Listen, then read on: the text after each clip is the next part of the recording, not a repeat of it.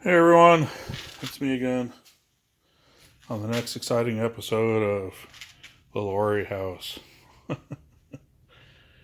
Yes, eyes don't deceive you. If you see in our Facebook post, you know we've just picked up some radiators. Man, these suckers are heavy. I found the engine hoist here. Works awesome. Lifting these out of a pickup truck. Wish I had this at the place I was loading them in. Because that would have been awesome. I mean, I'm tempted to bring this for the last three and the boiler. Just so it's easier to load. No, breaking our backs. I'm sore. This is only 10 of them. I know eyes deceive you because there's actually two more than 10, but that's because those four you're staring at right now, they got cut in half. So the one on the end here goes with that one goes with that one. Because the previous owner, these were really long radiators, and he couldn't get them out in one piece. And it was too heavy for him, and he had to cut them, which sucks. But you know, I think even if the four guys we had lifting them, I don't know that we could even lift these up very far. I'm sure they were. You got to think these radiators are probably in the neighborhood of anywhere from 300 for a small, tiny one. That one's probably actually 400, the one in front here. All the way up to probably 900 pounds, 700 to 900 pounds if you get a really big one. You know, I bet these that go when these two were joined, or these four were joined as two big radiators, I'm sure those probably weighed more than probably about the same as the piano. Piano probably weighs just a bit more, but because it has a big cast iron plate that holds the strings, but this is, I mean, that's a lot of cast iron. But I'll have to put them back together, and I'll have to get them in the house somehow. But as you see, there's, like I said, 10 of them here. They have amazing detail, amazing lace detail in the front and the back, and along the ribs. So these are all, each section here is called a rib. You can see that lace detail on all of them.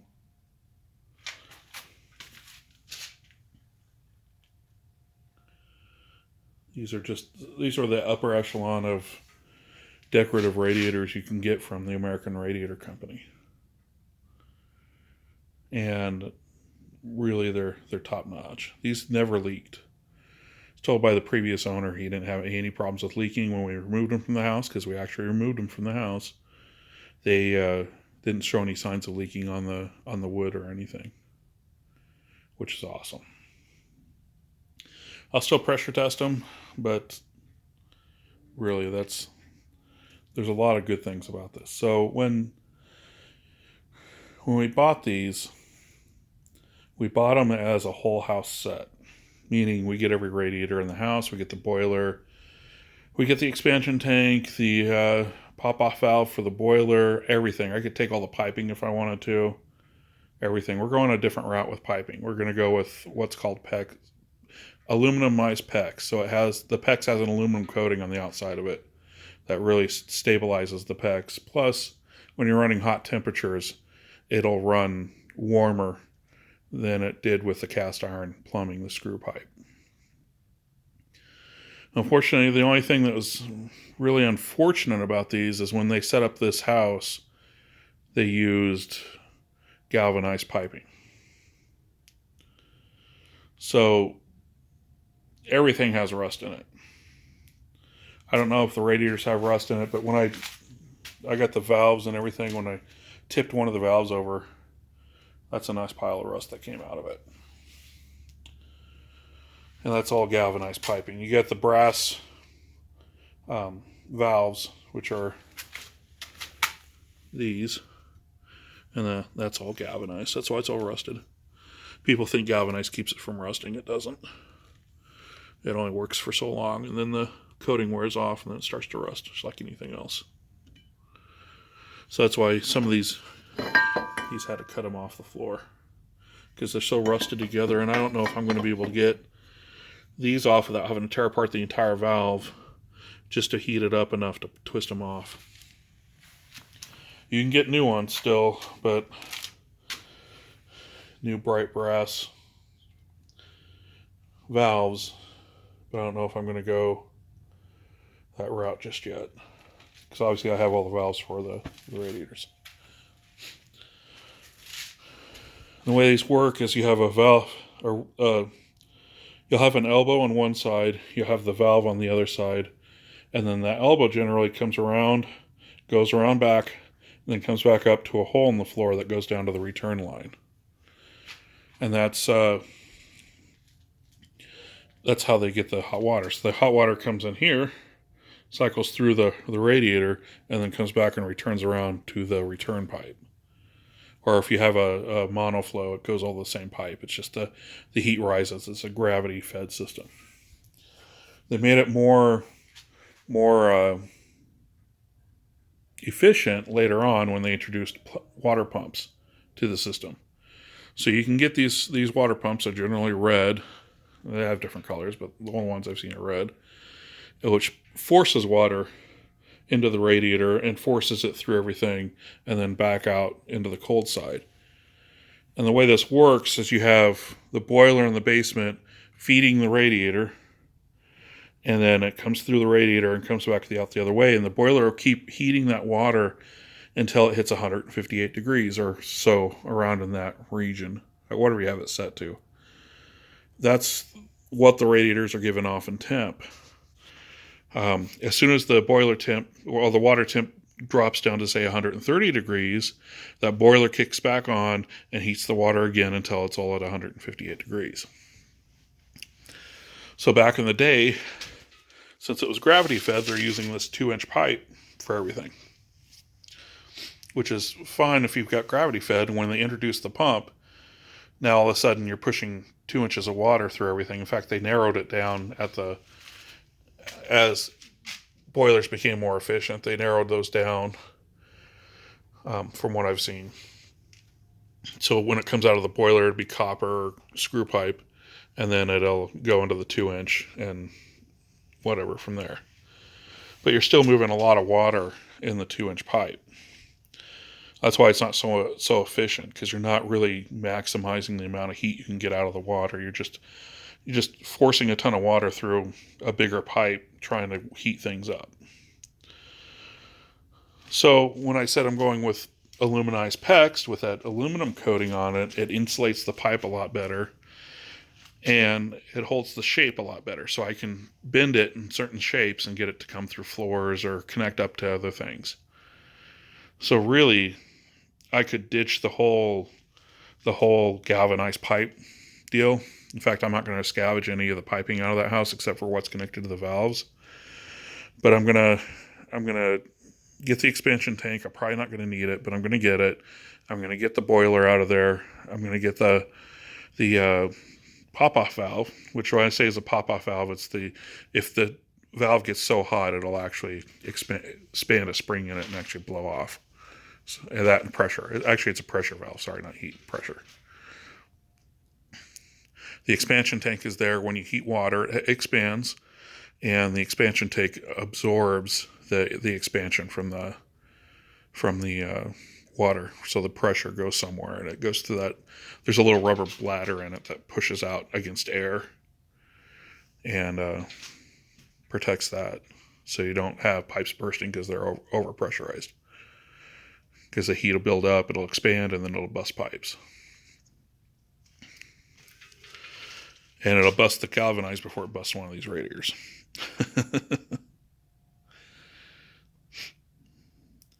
But I'm probably going to go with a hot water on demand, so a boiler on demand system. It's going to make things easier for us. It's going to also allow me to vent straight to outside through a PVC pipe and not have to go through a chimney and do that whole rigmarole. The most stuff that's 95% AFU uses PVC pipe. In fact, it's usually code that you got to use PVC pipe because it has very little flue gas left in the and the exhaust. And so most of the time it's exhausting water.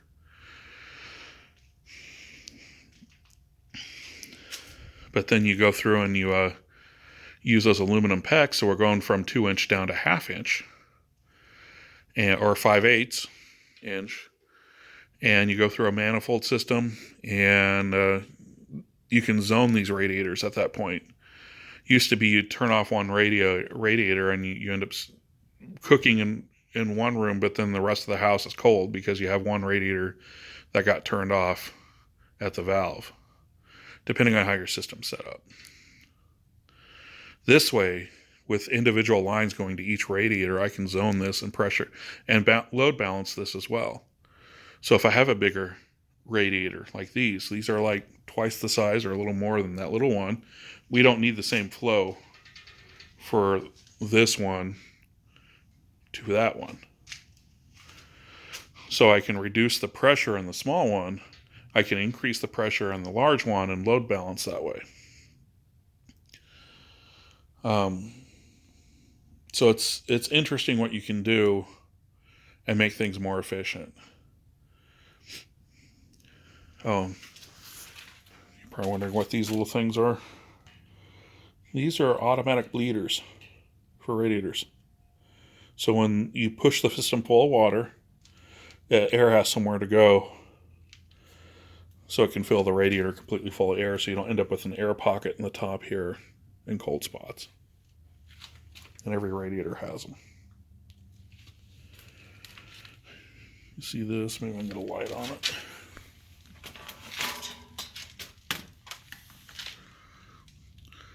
This is one of the long ones that's half height. Goes under our window. This is probably going in our living room. This one's heavy. So it's not, if you look at the size difference, it's about another 3 inches or so wider than a standard radiator. They did that to go under windows and stuff. And then we have that one, which is shorter by about 3 ribs or so. But it's probably going to go in the office in front of that window. Now you're probably going to ask what I'm going to do with these ones that are split.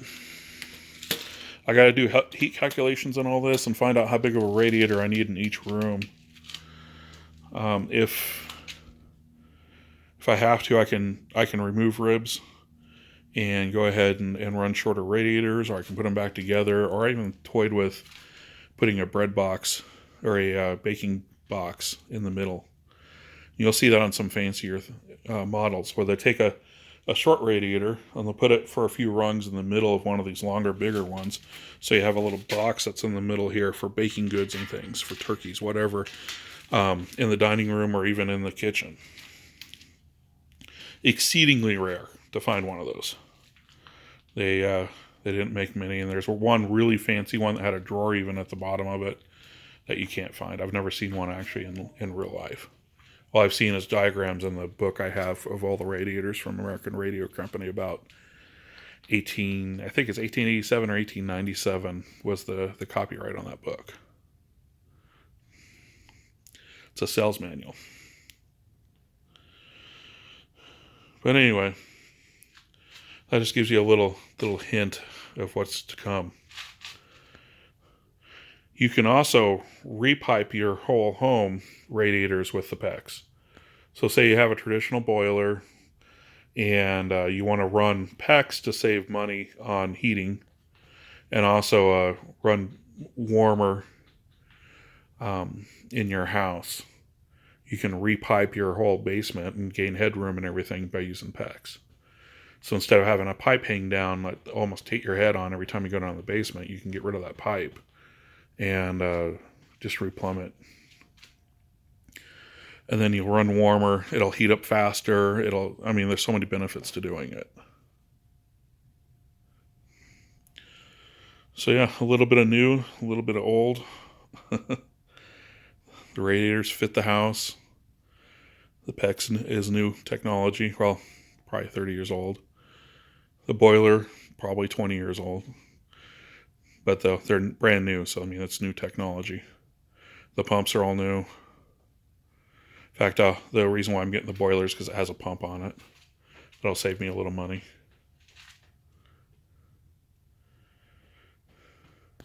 And then when the water heater goes out, I can always just put a tank down there. It would be boiler fired, and it'd be way more efficient.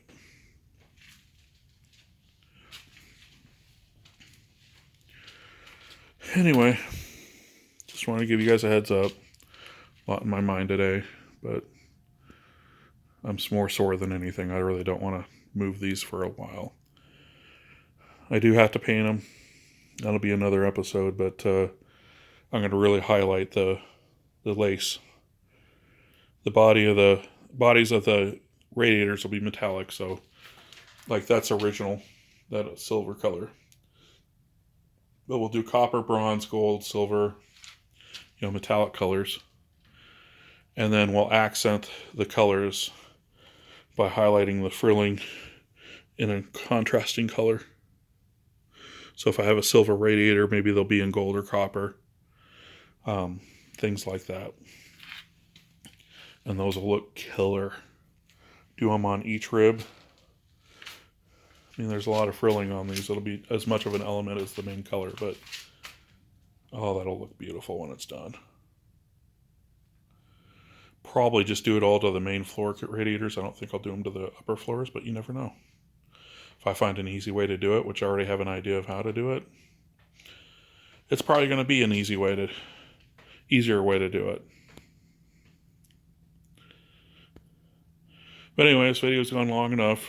I don't know if anyone's going to watch this all the way through, but hopefully you will and learn something. Anyway, take it easy and keep your old house dreams alive. They will come true if you work hard at it. Rate, comment, subscribe, and follow us on our Facebook.